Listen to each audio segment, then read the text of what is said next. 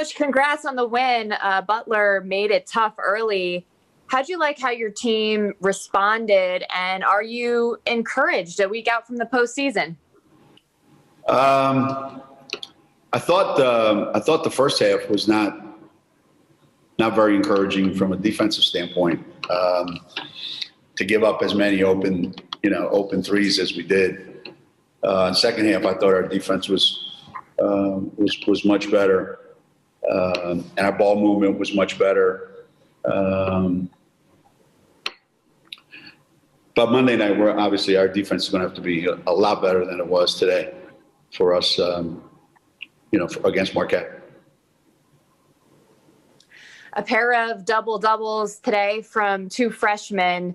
Can you speak to how some of the young players on this team have developed and oftentimes led the way? Well, when you watch, I said earlier, when you watch Aaliyah play, you just are impressed with her work ethic, how hard she competes and how aggressive her mindset is, and her competitiveness, every possession. She just plays the game the way, the way big guys are supposed to play. She plays big. And Paige and Nika, have done a great job with the ball. Nika's making just enough shots to keep everybody honest. Obviously we got a great game from Paige. Ball handling wise, she didn't shoot the ball too great tonight, but we got a great game out of E. You have to get contributions from a lot of people at this time of the year. You can't just think that one person's going to be able to carry you. Speaking of this time of year, is there a key message that you want your team to focus on heading into March here? Well, after Monday, we could start talking about tournament time. But, first we've got Monday, Monday's game to take care of. And then the message is quite simple. After Monday, you either have 2 games left or you have 9 or any in between, so the message after Monday is at, Thursday and Friday's practices is going to be about, the urgency that every game presents from here on in. Coach, thanks for everything this season. Thank you. Appreciate it. Joe Zone.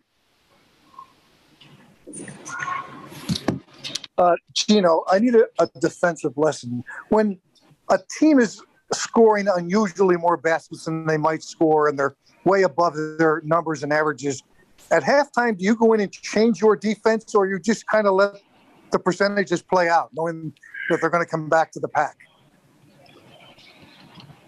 Well, sometimes you give a team, opportunities and they take advantage of them regardless of their record. They start to feel very, very confident. And shooters that generally don't shoot well start making shots that normally don't go in, start going in. And the team starts playing with a lot of confidence. So you want to try to disrupt things as much as you can. So, at halftime, we made a couple adjustments, in how we wanted to guard them, that would keep them from getting into the lane a little more, keep the open threes at a minimum. But when a team's going to shoot 40 of them, they're going to shoot 40 of them, regardless of what you're going to do. You're just going to have to, again, make sure that they're having to work really hard for them. And a lot of times the percentages are in your favor. I mean, sometimes they're not. That's how upsets happen. But you can't just stay with what you're doing when a team, starting to feel too comfortable. Thank you. Doug.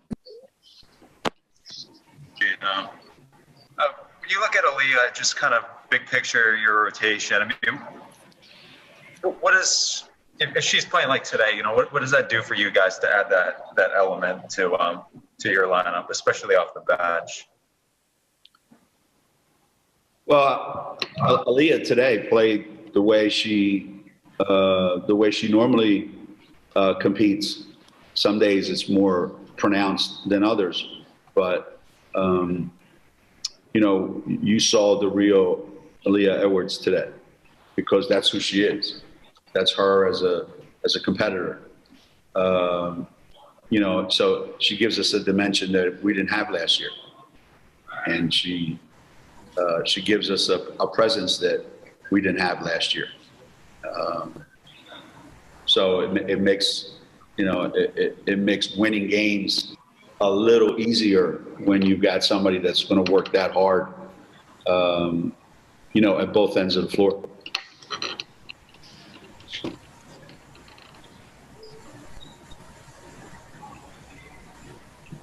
Alexa.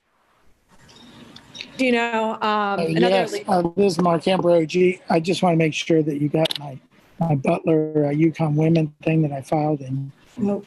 Mark, hey, Mark, you're okay. not on mute. The one that. Alexa, go ahead. Okay. It was another Aaliyah question. How would you describe how she just looks, I don't know if it's more comfortable, just making fewer mistakes, but she just looks even like a different player than she was at the beginning of the season, just doing all the things she maybe was doing, but just better. How would you describe how she's grown just from the beginning of the season to now, and what that means for you guys in March specifically? Freshman post players, it takes a little bit of time. It takes being out there enough times to realize the game's a little bit different than it was, when you were in high school. Because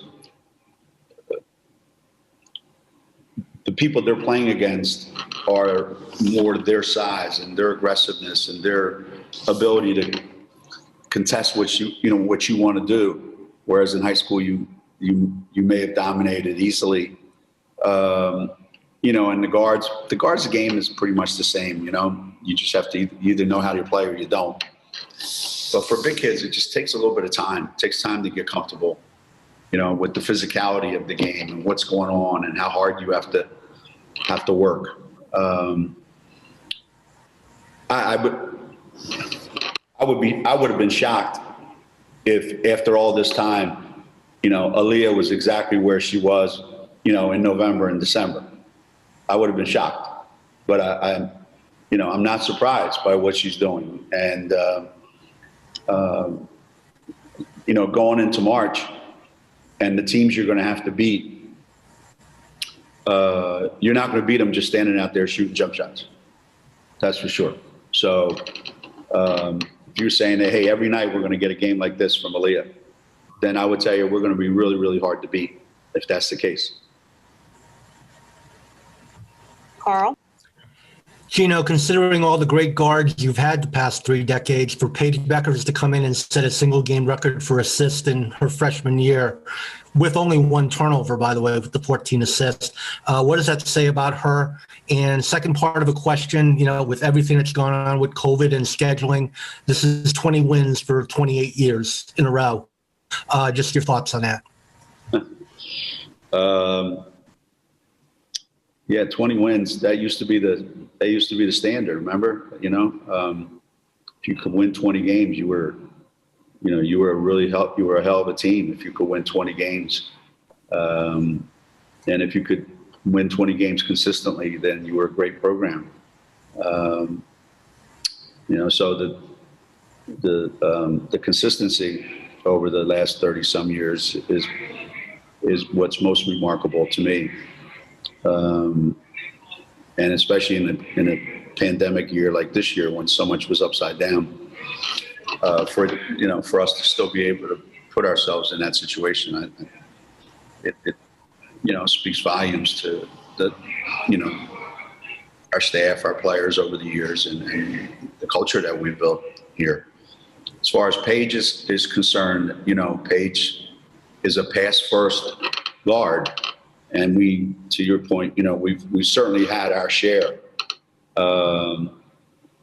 we've had some freshmen that were pretty darn good with the ball in their hands. And a lot of times, maybe they didn't play enough minutes because we just had so many good players, or we had so many other good players that were good passers that, all the assists were spread out among more players. But all that aside, you see some of the things that Paige does with the ball, and you realize that it's, if somebody told you she was a senior, you wouldn't be surprised. If somebody say, hey, that kid's a senior, and you say, yeah, she plays like one. She handles the ball like one. She sees the floor like one. And for her to be doing it at this young age, again, in a world today that idolizes scoring, that idolizes the 3-point shot, and how the game has been, taken over by, people who can make threes and people who can put up numbers, to have someone that, would rather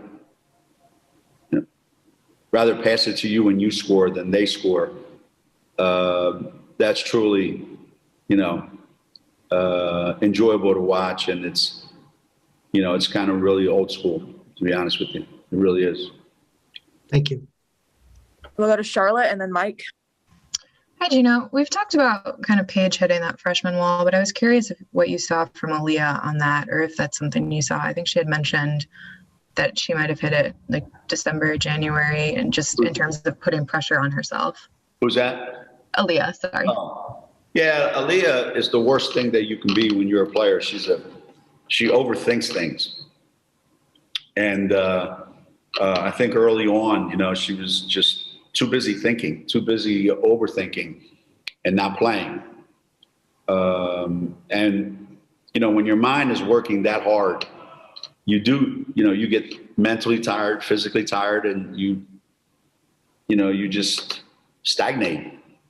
So she's just playing now. There's not a lot of thought involved. She just is letting things come natural to her that are natural for her. And that's why she's, able to have the success that she's having. Go to Mike Anthony. Thanks. Geno, you mentioned Paige being that pass first player. The fact that she's also proven to be a really efficient scorer at this level, how much has that just further facilitated her ability to be a really good passer in the way defenses have to play her? Yeah. When you think about it, if you can't score, you can't pass. So, I love when these people say, well, that kid's a great passer. Well, can they shoot? No. Well, how many passes do you think they're gonna be able to complete if nobody's guarding? So if you can score and people have to guard you, now all of a sudden you have the opportunity to find people. And the fact that she took 21 shots today, I was surprised. That's a lot. That's a lot for her. It's a lot for anybody on our team, really. But it was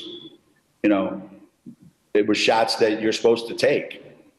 But I guarantee you, those 14 assists, I bet you 10 of them, she was more open than the person she passed it to, and just decided not to shoot.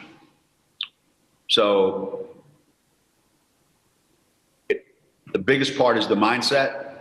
The next biggest is I can score, and then I have the ability to make the play I want to make. And rare, very rare. Rare whether you're a senior, freshman, high school, college, pros, doesn't matter. It's just a rare quality to have. All right, Ian, to wrap it up.